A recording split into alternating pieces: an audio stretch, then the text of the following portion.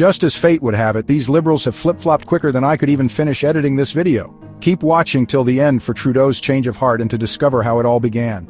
Every twist and turn will leave you stunned as things spiral wildly, revealing just how Trudeau bent over at the hip as we all anticipated. In a move that shocked absolutely no one with a functioning prefrontal cortex, former President Donald Trump, ever the maestro of winning, has decided to slap a crisp 25% tariff on Canada. Why? Well, according to Newsweek, it's all part of his 2025 master plan to protect American jobs by alienating allies and reigniting trade wars that even monopoly players would call excessive. But hey, who needs NAFTA 2.0 when you can have NAFTA 0.0, right? Trump's logic, as always, is a marvel of simplicity. If China's the problem, surely the solution is to punish Canada. After all, nothing says strategic genius like conflating maple syrup imports with Beijing's trade policies. Canadian lumber, Canadian dairy, meh. Obviously a Trojan horse for communist infiltration. Meanwhile, Mexico, the other half of this continental menage a trois, somehow managed to dodge the tariff bullet by doing something radical, their job. While Trudeau was busy penning sonnets about resilience, Mexican President Claudia Sheinbaum did something revolutionary. She acted. According to MSN, Mexico deployed troops to its border faster than Trump can say big, beautiful wall, prompting the former reality TV star to halt tariffs with the enthusiasm of a toddler distracted by a shiny object. Look at them go. Troops, movement, huge progress. Trump presumably tweeted from his golf cart. Mexico's playbook, simple. Give the man a photo op and he'll forget why he was mad. Diplomacy 101, folks, but Canada, oh no. Prime Minister Justin Trudeau, ever the drama queen, opted for a different strategy, dire warnings. In a televised address that could have doubled as a trailer for a dystopian Netflix series, Trudeau told Canadians to buckle up because things are about to get bad. I won't sugarcoat it. Our nation could be facing difficult times in the coming days and weeks. I know Canadians might be anxious and worried, but I want them to know the federal government, and indeed all orders of government, have their backs. Thanks, Captain Obvious. We hadn't noticed the economy circling the drain or the fact that bad has been the default setting since before 2020. Not to be outdone in the self-sabotage Olympics, Ontario Premier Doug Ford, a man who'd privatize air if he could, decided the best response to U.S. tariffs was to rip up a $100 million contract with Elon Musk's Starlink. Because nothing says economic prudence like leaving 15,000 rural homes and businesses without reliable internet. Who needs connectivity in 2025 anyway? Dial-up is retro chic. Ford's logic? Why solve problems when you can own the libs? A bold strategy, Cotton. Let's see if it pays off. U.S.-based businesses will now lose out on tens of billions of dollars in new revenues. They only have President Trump to blame. We've gone one step further. We'll be ripping up our contract with Elon Musk's Starlink. Ontario won't do business with people hell-bent on destroying our economy. And the most outrageous idea of them all is that they believe confiscating every drop of alcohol from Canadian shelves will somehow send a message to the orange pylon. Alcohol that every single Canadian liquor store has already shelled out cash for.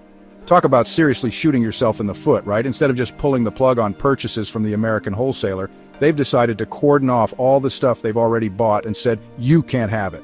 Meanwhile, the Trudeau government, ever the overachievers, are striking back against Trump's tariffs with counter-tariffs on things like U.S. ketchup, lawnmowers, and menstrual products. Ah yes, the classic eye for an eye and tampon for a tariff approach. Nothing terrifies the U.S. quite like the threat of Canadians stockpiling Heinz 57. Take that, Pennsylvania. I can't help but do a facepalm right now with these clowns running the show.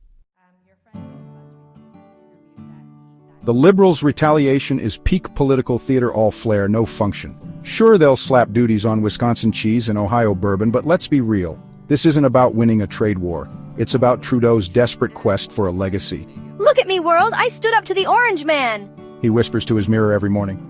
Never mind that Canadians and Americans alike are rolling their eyes, muttering, "We just want affordable groceries, you lunatics."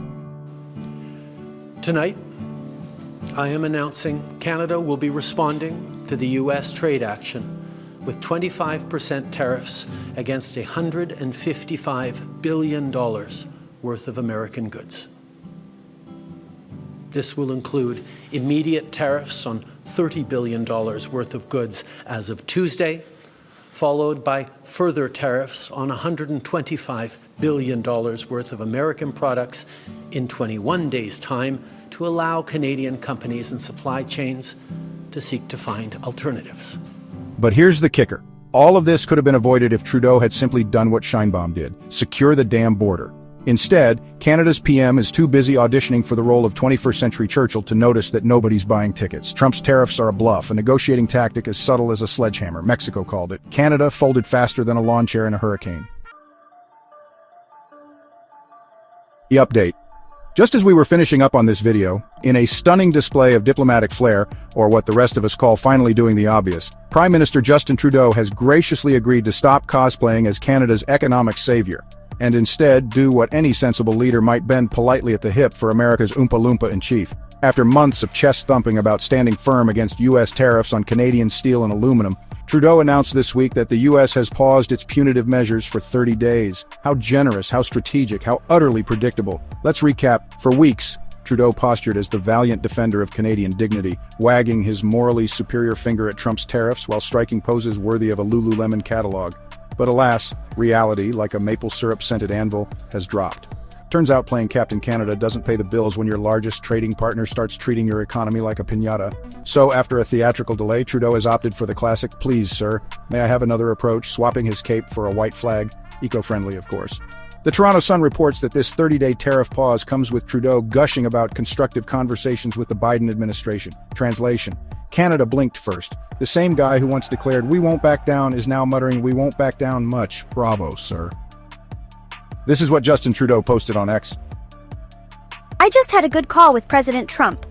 Canada is implementing our $1.3 billion border plan, reinforcing the border with new choppers, technology and personnel, enhanced coordination with our American partners, and increased resources to stop the flow of fentanyl.